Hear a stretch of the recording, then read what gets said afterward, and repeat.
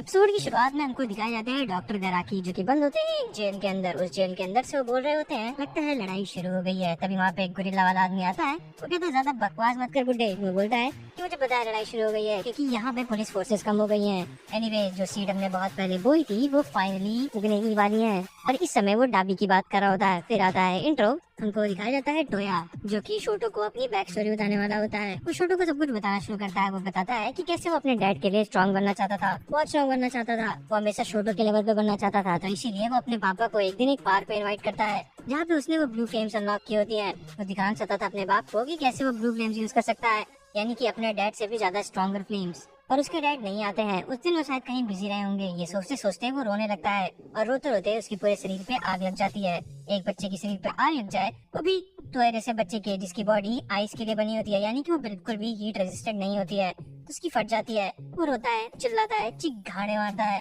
और मारते मारते हुए एक पानी के फवारे में गिर जाता है। इसी कारण उसकी जान बच जाती है। पर तब तक वो पूरे पार्क में आग लगा देता है। फिर वहाँ पे उसको कोई और नहीं बल्कि मिलता है डॉक्टर गराकी।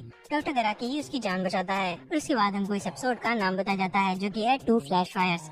एनीवेज फिर वही सीन कंटिन्यू होते हुए हमको बताया जाता है कि टोया जिंदा बच जाता है, लेकिन वो कोमा में होता है 3 साल के। वो एक जगह पे एडमिटेड होता है। एडमिटेड एज इन एक जगह पे उसको बच्चों के साथ रखा गया होता है। ऐसे बच्चे जो कि शिगराकी की तरह स्पेयर पार्ट्स थे ऑल फॉर वन के लिए। जैसे शिगराकी को चुना गया नेक्स्ट ईयर की तरह ऑल फॉर वन के, वैसे ही वहाँ पे जितने बच्चे थे वो सभी नेक्स्ट ईयर की तरीके से थे। इसीलिए वहाँ पे टोया को जिंदा रखा गया था क्योंकि उसको भी शिगराकी की तरह एक ईयर माना जा रहा था ऑल फॉर वन का।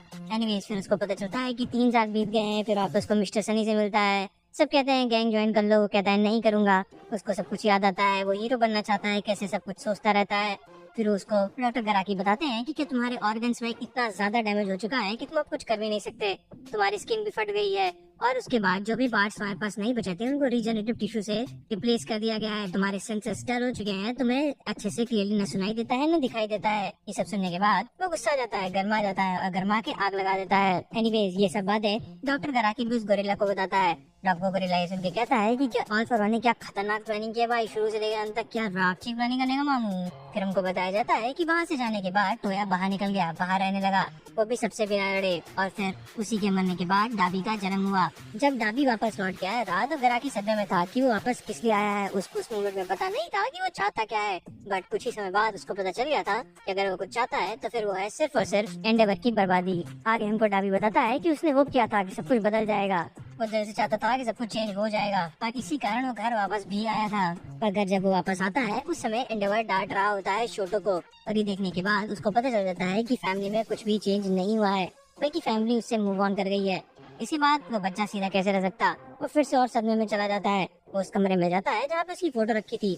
वहाँ पे वो प्रार्थना करता है अपने ही मरे हुए के लिए, क्योंकि वो कहता है कि टोया मर गया है तो फिर अब डाबी जिंदा होगा।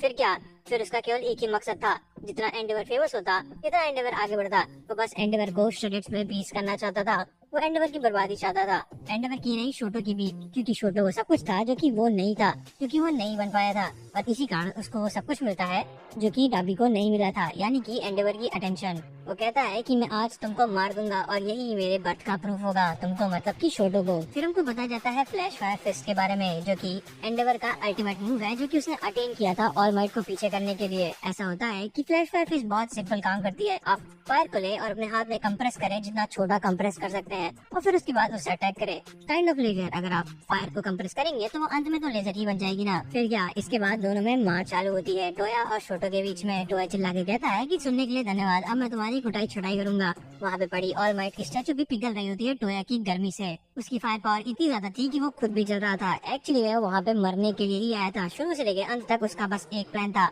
कि वो सुसाइड करने वाला था, पर वो अपने साथ साथ बाकी लोगों को भी मारने वाला था। वो तो एकदम आई साइज के एजेंट की तरह था। जो वहाँ पे बाकी एंडेवर के साइड किक्स थे वो भी शोटो की हेल्प कर रहे थे, एटलीस्ट जगह दे रहे थे शोटो को ताकि वो अपना स्पेशल मूव यूज कर पाए। पर इससे पहले वो कुछ कर पाए वहाँ पे डाबी आ जाता है और वो छटाई चालू कर देता है शोटो की। मुक्के पे मुक्के और लातों पे लातें बरसा के उसको दीवार में धसा देता है। वो कहता है कि तुम्हारे पास इतना सारा टैलेंट है, तुम इतने कमाल के हो, तुम्हारे पास वो परफेक्ट बॉडी है, पर फिर भी तुम कुछ नहीं कर पाए, तुम तो एक नंबर के नल्ले हो। जिसको शोटो एक्सेप्ट करता है और कहता है कि हाँ मैं मूर्ख था, बेवकूफ था, फूल था, जो पहले बहुत बड़ा डिटो ले लिया था। मैं पहले अपनी आग को यूज करने के लिए तैयार था ही नहीं, पर ऑब्वियसली किसी और ने नहीं बल्कि डेको ने उसको रियलाइज करा है कि कैसे वो फ्लेम उसके पापा की नहीं बल्कि उसकी है। तभी टोया यूज करता है कि वो न्यूट्रलाइज कर रहा है उसकी हीट को। फिर हमको एक फ्लैशबैक सीन दिखाया जाता है, शोटो और एंडेवर के बीच में वो दोनों बात कर रहे होते हैं कि कैसे डाबी से लड़ने के लिए शोटो को जाना चाहिए, क्योंकि ऑल फॉर वन से अगर कोई लड़ सकता है तो वो सिर्फ एंडेवर है, और ये ड्यूटी बनती है उनके परिवार में से किसी एक की कि वो डाबी को संभाले। तो वो ये ड्यूटी शोटो अपने कंधे पे लेना चाहता था। बात तो सही है, लेजिट बात है, क्योंकि शोटो वो बच्चा है जो कि डाबी बनना चाहता था, तो ऑब्वियसली शोटो को ही डाबी को हराना चाहिए। उसको ये शोटो करना होगा कि कम से कम एंडेवर के मोटिव ना अच्छे होते हुए एंडेवर का प्लान तो अच्छा था, अच्छे ऐसा पता करो कि वो जिता दे। हमको रह के बहुत सारे फ्लैशबैक सीन्स दिखाए जा रहे होते हैं जहाँ पे टोया चिल्ला रहा होता है कि हमारा बाप नल्ला था। फिर से हमें एक और फ्लैशबैक दिखाया जाता है जहाँ पे कोई कह रहा होता है कि सब लोग ध्यान रखना इस बात का कि 30 मिनट के अंदर सब लोग सावर के बाहर हो। फिर डेको आता है शोटो के पास और वो बोलने लगता है कि तुम सच में लड़ने वाले हो टोया से, जिसपे वो कहता है ऑब्वियसली, कहता है कि डाबी हमारे फैमिली का क्रॉस है, यानी कि हमारे फैमिली की कालिक है जिसको हम ही लोगों को मिटाना होगा। फिर वो अपने नए मूव को डेको को दिखाता है, इसका नाम होता है फ्लैश फायर, बस फ्लैश हटा दिया है, बाकी नाम तो सेम ही है। एनीवेज ये एक ऐसी आग है जो कि ठंडी है। शोटो बेसिकली करता ये है कि अपने वो दिल में कंसंट्रेट करता है बोथ आइस को और हीट को, उसके बाद फ्लेम को जनरेट करता है जो कि ठंडी होती है, तो फिर वो न्यूट्रलाइज कर देती है किसी भी तरीके की हीट को। ये स्पेशल मूव है जो सिर्फ डाबी को ही हराने के लिए बनाया होता है। शोटो कहता है कि मेरे बाप चाहते थे कि वो आइस को यूज कर पाए ताकि वो अपनी बॉडी को ओवरहीट होने से रोक पाए, बल्कि शोटो ने उसका उल्टा करते हुए एक ऐसी फ्लेम बना दिया है जो कि गर्म ही नहीं है। फिर हमें एक और बार वाला मोमेंट दिखाया जाता है जिसमें डेको चिल्लाता है कि ये जो आग है वो तुम्हारी है।